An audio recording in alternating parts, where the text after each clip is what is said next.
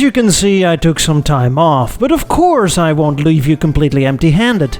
I spent some time on the Caribbean island of Bonaire, located some 80 kilometers or 50 miles off of the coast of Venezuela.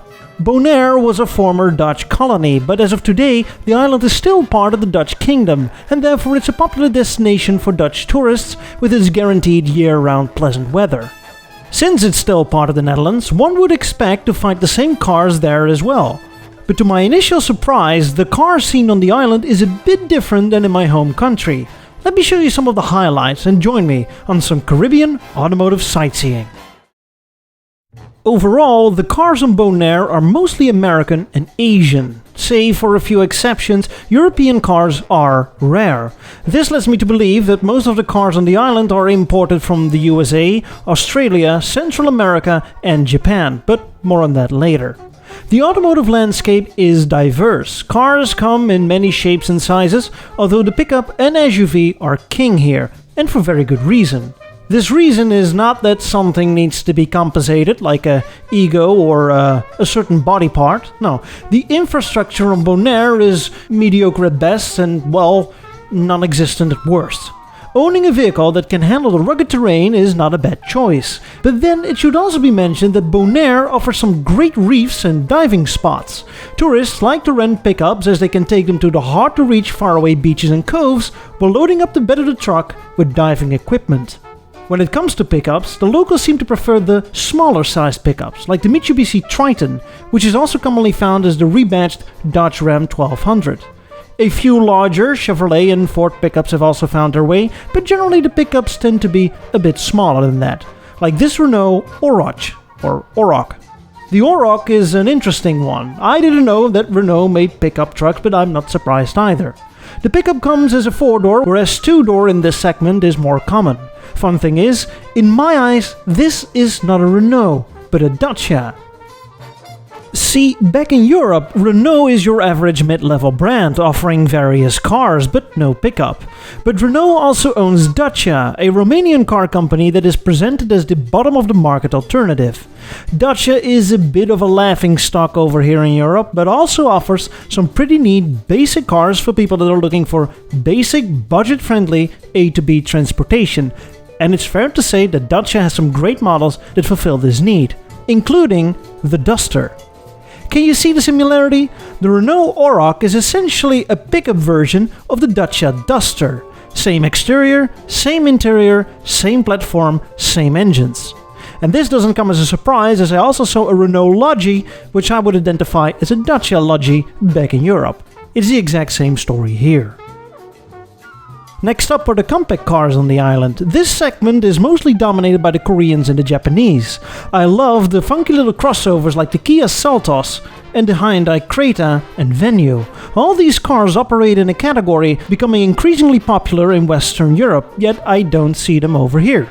And this is our car, rental car, the Hyundai i10 Grande.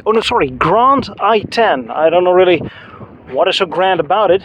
I looked it up, and you can also get them as a mini sedan. You know, that they have a little trunk right there, but this is the hatchback model. I am familiar with the i10s. They are also sold back in the Netherlands, but I don't recall they looking like this. Now, this is a brand new model. It has the 1.2 liter. And I'm sorry, I have no single clue whether that's a 3-cylinder or a 4-cylinder. I guess a 3. And the ubiquitous, taillight bar in the middle, but yeah, it's a car. It's a car that brings you from A to B. Nothing particularly special about it.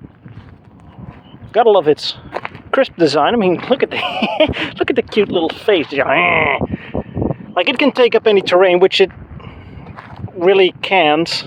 You need a pickup for that.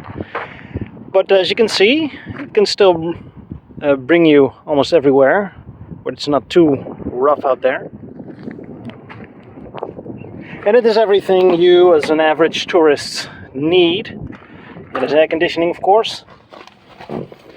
And it's automatic. That leads me to believe that many cars here are sold as an automatic and no manual anymore. Got your digital display and the digital display behind the steering wheel. And that's pretty much it. Last but not least is Toyota, because of course Toyota is present on this island. A whole range of Toyotas ride around the island. Pickups, vans, large SUVs, small SUVs, and also cars from the Japanese domestic market. I've seen a few of those unusually boxy cars, although I'm not sure whether they are K cars or not, and I also don't recall any model names, I'm sorry. By importing cars directly from Japan, this sometimes leads to the peculiar situation where you see the same car twice, but on a different branding. Like seeing an older Toyota Yaris, which I know as they're also sold in Europe, and right behind it, the exact same car, but branded as a Toyota Vitz, with completely different logos and the steering wheel on the other side. And that brings us to the last group of cars, the Chinese. Yep, whereas in Europe there is a hot debate on the influx of Chinese cars, the people of Bonaire generally don't seem to care. Chinese cars come in all shapes and sizes. JAC compact cars, JAC pickups, Woolings and Avals. The electrification of cars isn't quite up to speed yet on the island, but don't worry, the Chinese Build Your Dreams, or BYD, is already ahead of the curve with their fully electric Seagull. And I even saw one of those cheap knockoffs, the BYD F0, a bootlegged Peugeot 107. And then there is Changan, which seems to be by far the most popular on the island. You see their pickups everywhere, and every time I see some sleek-looking European SUV passing by, it's actually a Changan. I think you're pretty much settled if you have an official dealership on the island. And this concludes my little automotive sightseeing tour on the beautiful island of Bonaire.